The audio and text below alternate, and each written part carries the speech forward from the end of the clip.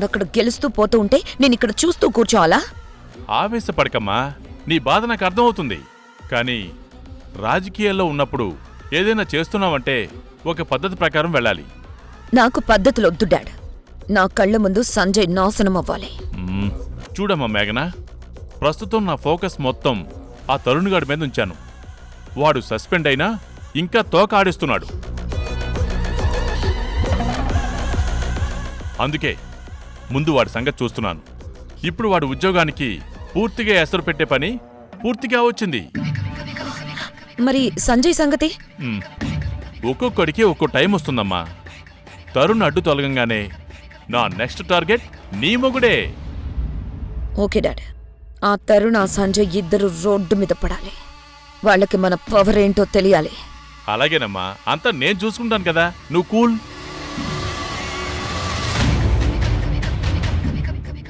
అక్క, రానిషా, నీకోసం ఎదురు చూస్తున్నాను.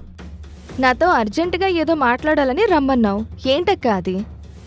ఏం లేదు నిషా, ఉషా తండ్రి పడిపోవడం వల్ల కోర్టు వాయిదా పడింది కదా. ఈ గ్యాప్లో మనం ఇంకో పెద్ద స్కెచ్ చేయాలి. నెక్స్ట్ వాయిదా వచ్చేసరికి కోర్టులో టెంపో ఇంకా పెరగాలి. ఆల్రెడీ నీకు కోర్టులో ఫేవరబుల్గా ఒక అట్మాస్ఫియర్ క్రియేట్ అయింది. అంతేకాకుండా అందరూ నిన్ను ఒక బాధితురాలుగా చూస్తున్నారు. ఇప్పుడు ఆ సింపతి డ్రామా ఇంకో లెవెల్లోకి వెళ్ళాలి. ఇంకా ఏం చేయాలక్క? నువ్వు పనిగట్టుకొని కిరణ్ దగ్గరికి వెళ్ళాలి. వెళ్ళి వాణ్ణి రెచ్చగొట్టాలి. ఎంతగా ఎక్స్ట్రీమ్ చెయ్యాలంటే వాడు సహనాన్ని కోల్పోయి నిన్ను కొట్టాలి. వాడు నిన్ను ఒక్క దెబ్బ కొట్టినా దాన్ని మనం 10 దెబ్బలుగా చూపించి మళ్ళీ కేసు పెట్టాలి. సప్లిమెంటరీ ఛార్జ్ షీట్ ఫైల్ చేయించాలి. ఆ దెబ్బలకి కారణం కేవలం కిరణ్ మాత్రమే కాదు, ఉషా కూడా వెనుక ఉందని నింద వెయ్యాలి. అంటే ఉషని కూడా ఇందులో ఇరికించమంటావా? అవును నిషా. దాంతో ఉషా కిరణ్ కలిసి గర్భవతిని కూడా చూడకుండా నీ మీద దాడి చేశారని కేసు పెడితే కోర్టులో వాళ్ళకి బెయిల్ రావడం కూడా కష్టమైపోతుంది.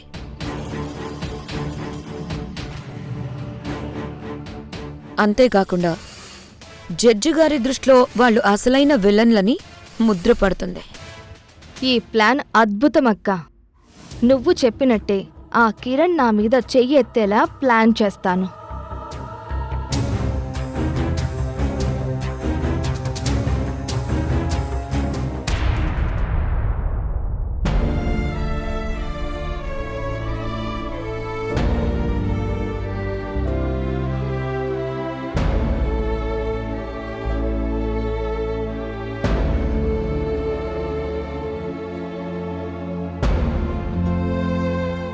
తరుణ్, నీ పరిస్థితి చూస్తుంటే నాకు బాధగా ఉంది. డిసిప్లినరీ ఎంక్వైరీ కమిటీ కూడా నీ మీద సానుభూతితో ఉన్నట్టు నాకు అనిపిస్తోంది. అదీ కాకుండా నీ ట్రాక్ రికార్డ్ చాలా బాగుంది. ఇన్నున్నా గానీ శంకర్ నీ మీద మోపిన నేరం సామాన్యమైనది కాదు. వాడు చాలా తెలివిగా నిన్ను ట్రాప్ చేశాడు. ఒక ఫేక్ సీన్ క్రియేట్ చేసి ఆద్య అనే ఆడపిల్లను అడ్డం పెట్టుకుని ఒక వీడియోతో నిన్ను నైతికంగా దెబ్బతీశాడు. ఆ వీడియో చూసిన ఎవరికైనా నువ్వు నిందితుడిలాగే కనిపిస్తావు. నాకు తెలిసి నువ్వు ఈ కేసు నుంచి బయటపడ్డం చాలా కష్టం తరుణ్. నిజం ఎప్పుడూ ఒకేలా ఉంటుంది సార్, కానీ అబద్ధానికి మాత్రమే రంగులు మార్చే అలవాటు ఉంటుంది. ఆ వీడియో అబద్ధమని నాకు తెలుసు, సృష్టించిన వాడికి తెలుసు. తెలిస్తే సరిపోదు తరుణ్, నిరూపించాలి. నువ్వు మొన్నటిదాకా ఏవో సాక్ష్యాలు సంపాదిస్తున్నా అన్నావు, మళ్ళీ ఇప్పుడు సడన్ గా సైలెంట్ అయిపోయావు. నిన్ను నువ్వు కాపాడుకోవడానికి ఎక్కువ టైం లేదు తరుణ్. మినిస్టర్ శంకర్ ఇప్పుడు నీ మీద ఇంకా పగతో రగిలిపోతున్నాడు. నిన్ను కేవలం సస్పెండ్ చేయడమే కాదు, అర్జెంటుగా నిన్ను సర్వీస్ నుండి టెర్మినేట్ చేయించాలనే పని మీద చాలా సీరియస్గా వర్కౌట్ చేస్తున్నాడు. శంకర్కి నా మీద ఉన్న పగ ఆయన ముఖ్యమంత్రి అవ్వాలనే ఆశ కంటే పెద్దది సార్. అందుకే ఆయన తొందరపడుతున్నాడు. శంకర్ చాలా డేంజర్ తరుణ్. నువ్వు మళ్ళీ జీవితంలో ఖాకీ డ్రెస్ వేసుకోకుండా చేయాలని ఆయన చూస్తున్నాడు. డ్రెస్ మీద స్టార్స్ ఉంటేనే పోలీస్ కాదు సార్, రక్తంలో నిజాయితీ ఉంటేనే పోలీస్. నా నిజాయితీ ఏంటో అతి తొందరలోనే నేను మీకు నిరూపించుకుంటాను. హ్మ్.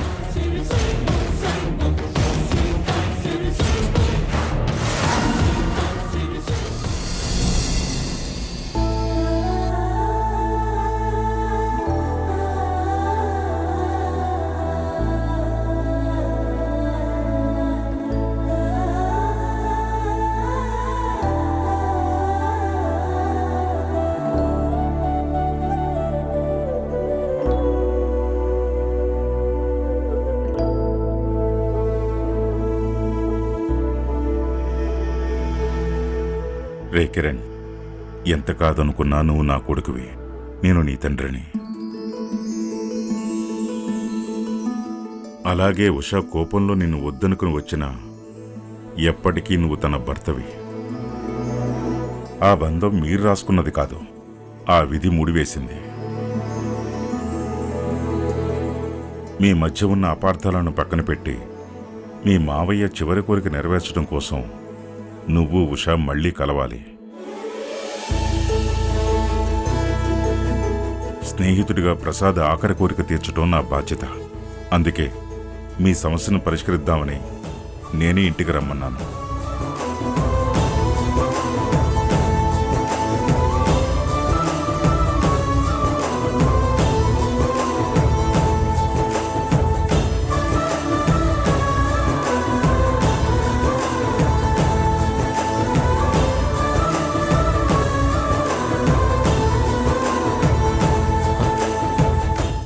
అత్తయ్య, ఏంటిది?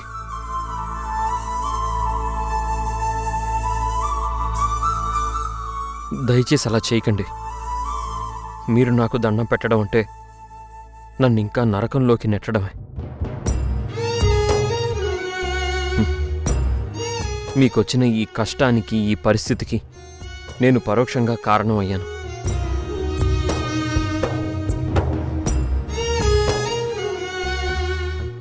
నేను చేసిన ఒక్క పొరపాటు నా జీవితాన్ని, నన్ను నమ్ముకున్న నా భార్య జీవితాన్ని చిన్నాభిన్నం చేసింది. మీ పసుపు కుంకుమల్ని దూరం చేసింది. ఎవ్వరూ ఊహించని సంఘటనలు జరగడానికి కారణం నేను. అందుకే నేరం నాది, పాపం ఈ చేతులది. లేదు బాబు, జరిగిందేదో జరిగిపోయింది.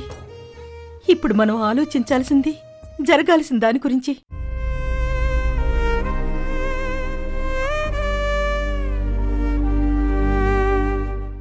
ఈ లోకంలో నేను ప్రాణంగా భావించే మనిషి మీ మావయ్య.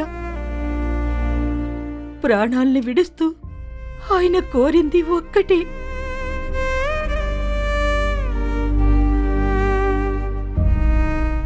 అది మీరు ఉషా మళ్ళీ కలిసుండాలని, సంతోషంగా కాపురం చేయాలని.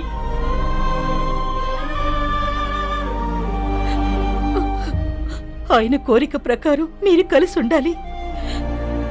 మళ్ళీ ఆయన మీ ఇద్దరికీ బిడ్డగా పుట్టాలయ్యా.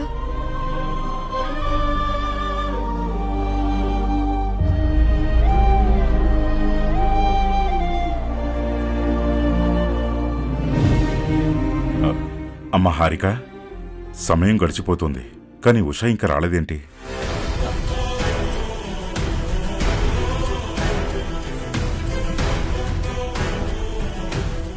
లేక మన ఇంట్లో జరుగుతున్న ఈ హడావిడి ఉషకు ముందే తెలిసిపోయిందా?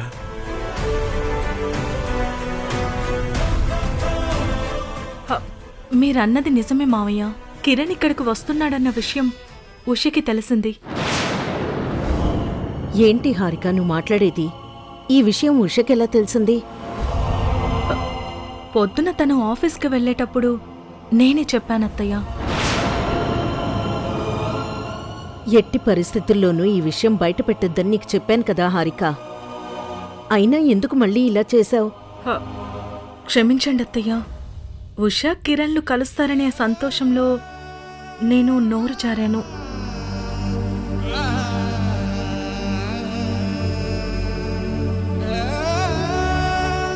నేను రావడం వీలు పడదు బావగారు.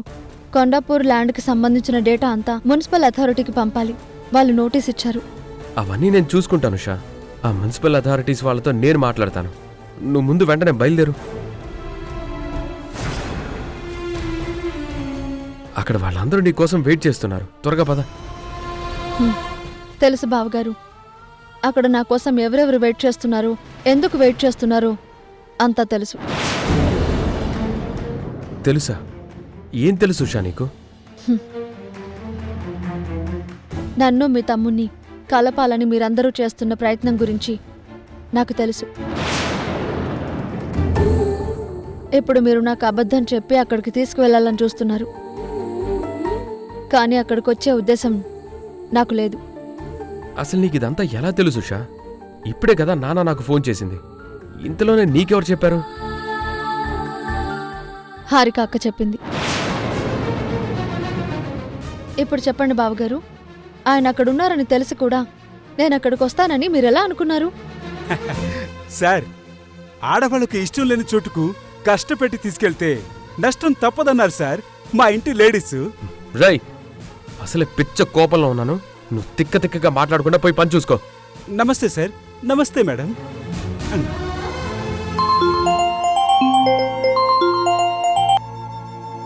నాన్న, సంజయ్, ఎక్కడి దాకా వచ్చారు? ఉషకు విషయం తెలిసి రానంటున్నాను. అయితే ఒకసారి ఫోన్ స్పీకర్లో పెట్టు, నేను మాట్లాడతాను ఉషతో. నాన్న నీతో మాట్లాడతానంటున్నారు.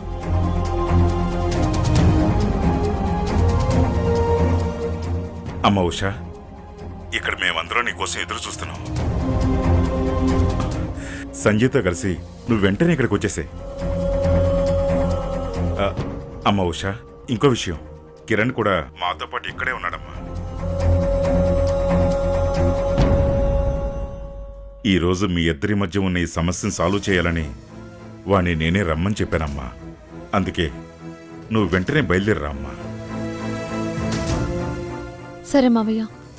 అలాగేనమ్మా.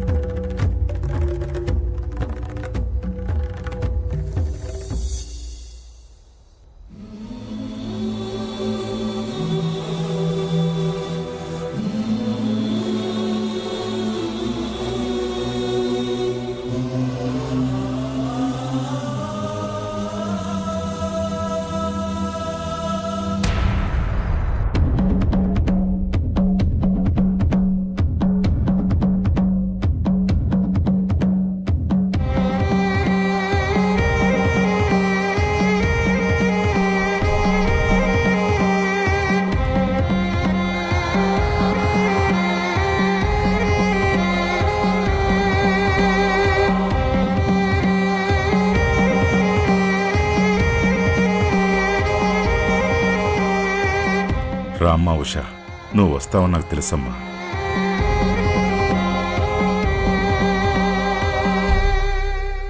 నీ మనసులో ఎంత ఆవేదన ఉందో నేను అర్థం చేసుకోగలను.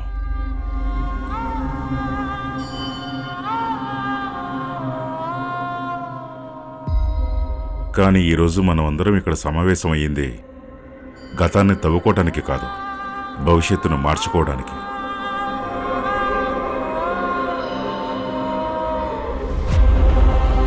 మీ అమ్మ ఆవేదన ఏంటో నీకు తెలుసు.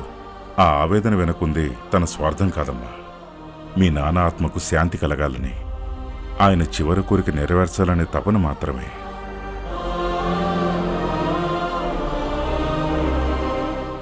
అది అర్థం చేసుకుని నువ్వు మళ్ళీ కిరణ్తో కలిసి బతకాలమ్మా.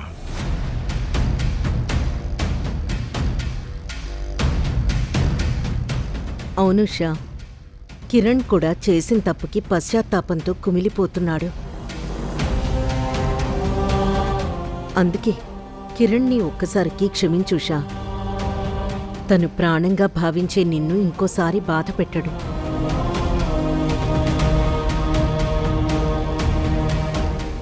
అమ్మా ఉషా, శిక్ష వేయటం న్యాయం కావచ్చు, కానీ క్షమించటం ధర్మం.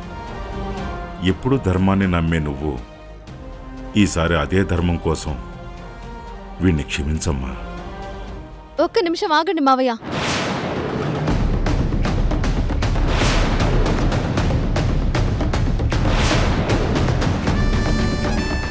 అసలు మీరేం చేస్తున్నారో మీకు అర్థమవుతుందా?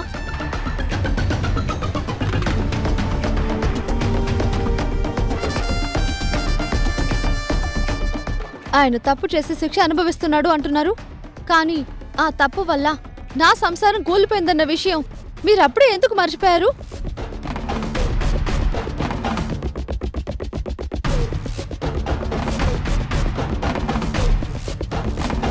క్షమించడం ధర్మం అని మీరే నాకు చెబితే నిలదీయడం నా బాధ్యత అని నా మనసాక్షి నాకు చెబుతుంది మావయ్య.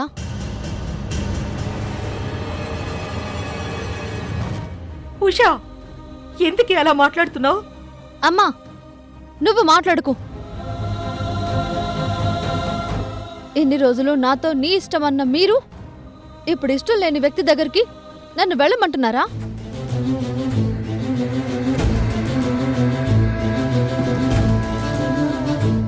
నా జీవితాన్ని నాశనం చేసిన వ్యక్తిని మళ్ళీ జీవిత భాగస్వామిగా అంగీకరించమంటున్నారు.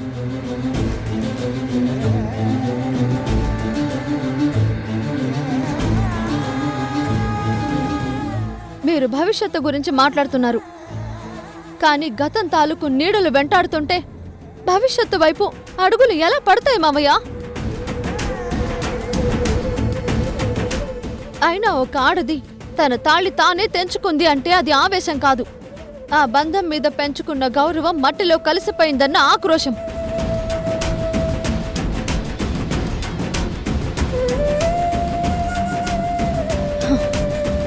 నేను చెప్పింది విన్నాక కూడా మీరు అనుకున్నదే చెయ్యాలి అంటే నేను సిద్ధమే మావయ్య.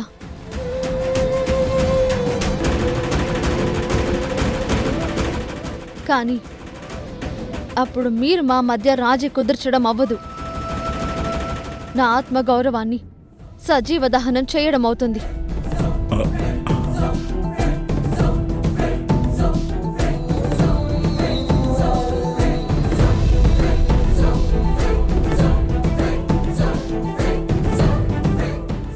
ఏంటన్నయ్య ఇది?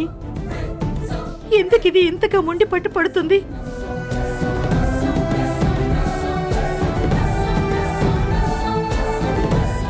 కన్న తల్లి కన్నీరు కనిపించని ఆవేశం, కట్టుకున్నవాడి పశ్చాత్తాపం అర్థం కాని మొండితనం నా కూతుర్ని ఎక్కడికి తీసుకెళ్తాయో నాకు అర్థం కావట్లేదు.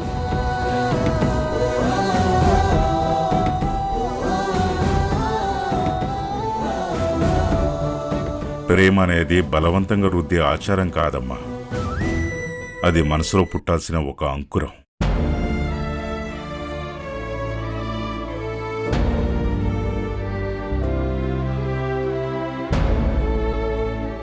తన నిర్ణయం కిరణ్కి దూరంగా ఉండటమే అయితే నేను తనని ఇబ్బంది పెట్టను. బలవంతంగా కలిపే బంధం భవిష్యత్తులో ఇంకో పెద్ద గాయానికి దారితీస్తుంది తప్ప శాంతినివ్వదు. అది కాదండి, మీరు చెప్పాక కూడా ఉష ఇలా ఎదురు తిరిగిందంటే. అవును కిరణ్మయి, కానీ నేను దాన్ని అర్థం చేసుకోగలను.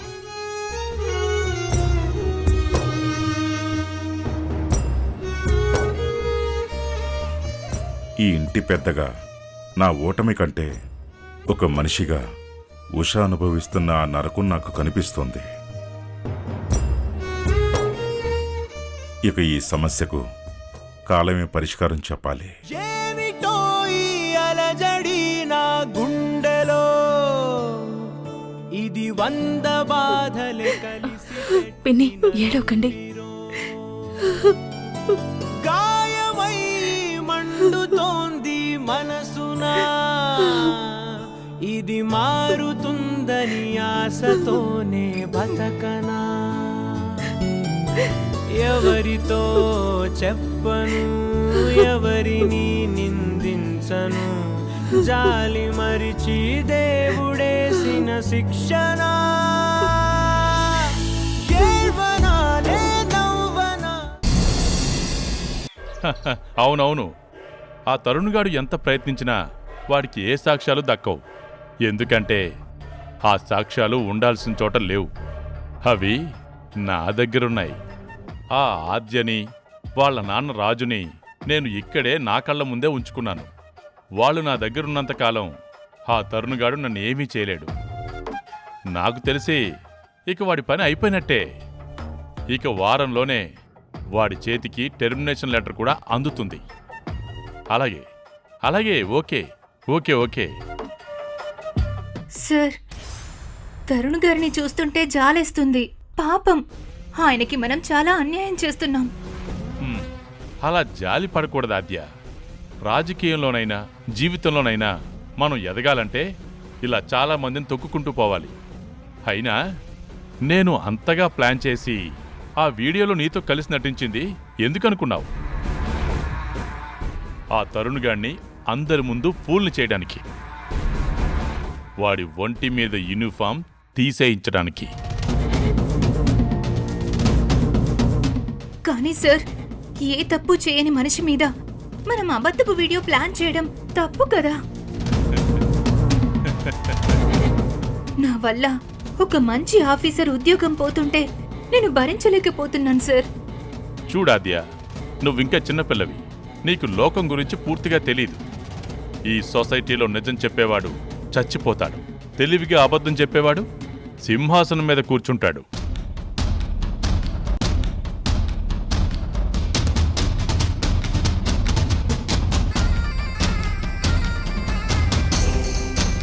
ఈ ఇంటికి నా దగ్గర ఉంటే నువ్వు లోపలికి ఎలా వచ్చావు? అయినా నిన్నే నాకు అప్పచెప్పి వెళ్ళిపోగాలేంది? ఈ ఇంటి కేసు అప్పగిస్తే ఎందుకంత ఆశ్చర్యపోతున్నావు? ఉషా పేరు ఎత్తే అర్హత నీకు లేదు. ఈ ఇంటికి అసలైన వారసుణ్ణి మోస్తున్నది నేను. ఆ ఉషకి లేని అర్హత నాకుంది. నిషా, ఇప్పటికైనా నేను చెప్పిన మాట విని కిరణ్ బాబుతో కలిసి కాపురం చేస్తానని ఒప్పుకో. లేదంటే నీ తండ్రిలాగే ఈ తల్లిని కూడా శవంగా చూస్తావు.